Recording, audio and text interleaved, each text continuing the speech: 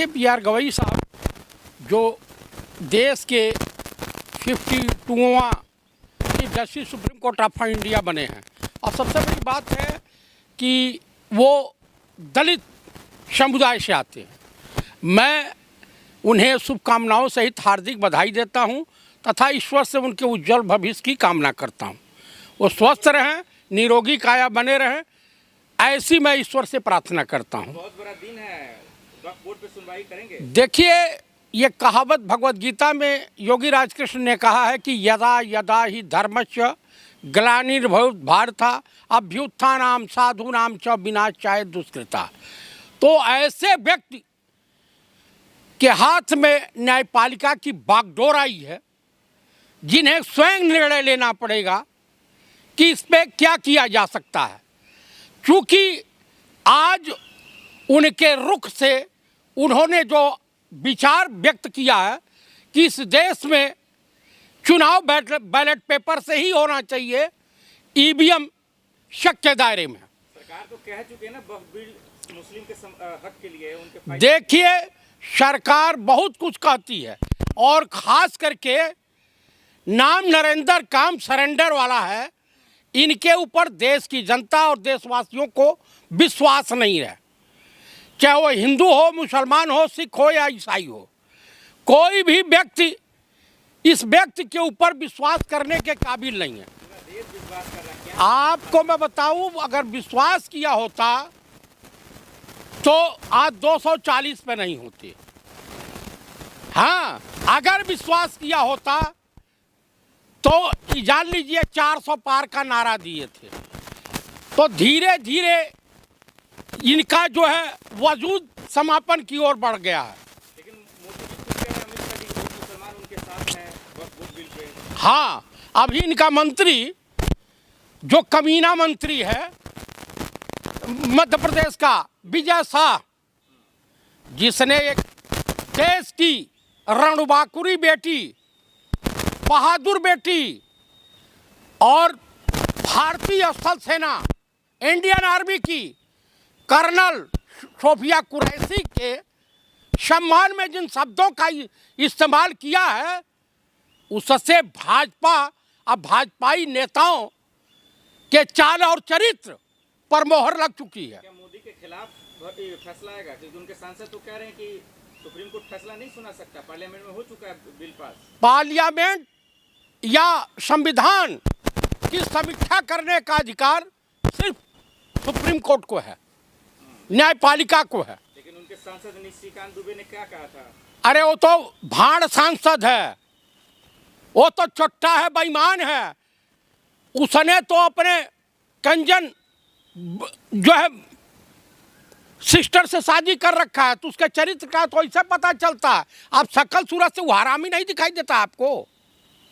आप मुझे बता दीजिए कि देश का प्रधानमंत्री कोई बयान आया, कुछ नहीं दिया कि भैया तुम हमारे पार्टी के हो, तुमने देश के स्थल सेना की कर्नल की किस हैसियत से मुखालफत किया है, तुमने किस तरह से इन शब्दों, घिनौनी गली शब्दों का इस्तेमाल किया। बिल्कुल नहीं है। अमित शाह और मोदी की बात और गधे की बात दोनों बराबर है। हमें न्यायपालिका पर, chief justice Supreme Court of India पर 100% विश्वास है।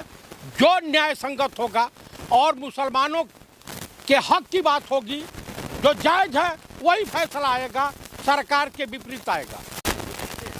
वक्फ बिल के बारे में क्यों नहीं जानते हैं भैया? सबको मालूम है कि लोग अपनी जमीन, अपनी संपत्ति जो दान करते हैं वक्फ बोर्ड को, या किसी मंदिर को, या किसी स्कूल बनाने के लिए किसी संस्था को, तो जनहित के कार्यों में इस्तेमाल होती है। वक्फ बोर्ड की ज़मीन पे आप यतीम खाना बना सकते हो। सरकार बोलती है हम लोगों का कब्जा है, हम उसको लेके गरीबों को देंगे। आज जो वक्फ बोर्ड की ज़मीन है एंटेरिया हाउस, उस पर किस मूल्य का कब्जा है भैया? उसमें तो इनके मालिक का कब्जा है, मुकेश अंबानी का कब्जा है। लड़ाई तो वही है कि जब फैसला आया तो भी ज़मीन खाली होगी, इनकी करोड़ों खरबों की संपत्ति नष्ट हो जाएगी। ये चोट्टे बेईमान इसके अलावा कर क्या सकते हैं? आप मुझे बताइए, दो लोग मस्जिद के नीचे, दो वकील हैं, जैन बंधु, बाप बेटे। अमित शाह ने तो कहा कि मुसलमान हमारे साथ है, उन्होंने बजट जो अपना समर्थन दिया है, तभी तो बिल पास हुआ। इसीलिए देश का प्रधानमंत्री अमेरिका के आगे सरेंडर कर गया। अरे वो एक अलग नीति है सर, वो कूटनीति है, समझते क्यों नहीं आप? कौन से तरह की कूटनीति है? महिला खा लो कूटनीति है? ग्लोबल बिजनेस ऐसा है, ये बिजनेसमैन है, मोदी बिजनेसमैन है कि देश के प्रधानमंत्री हैं। तो कल का दिन क्या मुसलमान जीत जाएंगे? कल केस 100% वक्फ बोर्ड के पक्ष में आएगा फैसला, मुस्लिम समुदाय अल्पसंख्यक के पक्ष में आएगा फैसला। बीजेपी मंत्री तो डंकी की चोट पे कह रहे हैं कि कौन कह रहा मंत्री? फैसले को कोई नहीं नकार सकता। अरे वो वैसा किरण रिजिजू है, किरण रिजिजू तो खुद मजबूर है, मजलूम हो गया है, उसको तो अपनी कुर्सी बतानी है, इसलिए बकलोली करते रहेगा। अरे पार्लियामेंट में सब अरे वो चाइना का एजेंट है, वो का बात करेगा जी? तर्क दिया बेचारा वो। कौन सा तर्क दिया? अरे तो वक्फ बिल जब पास हो चुका है ना वहां से पार्लियामेंट से, तो तो दिक्कत पार्लियामेंट से पास हो चुका है। आपको मैं बताऊं, पार्लियामेंट के पास, आइन के पास वो क्षमता नहीं है जो राजीव जी के साथ पास थी।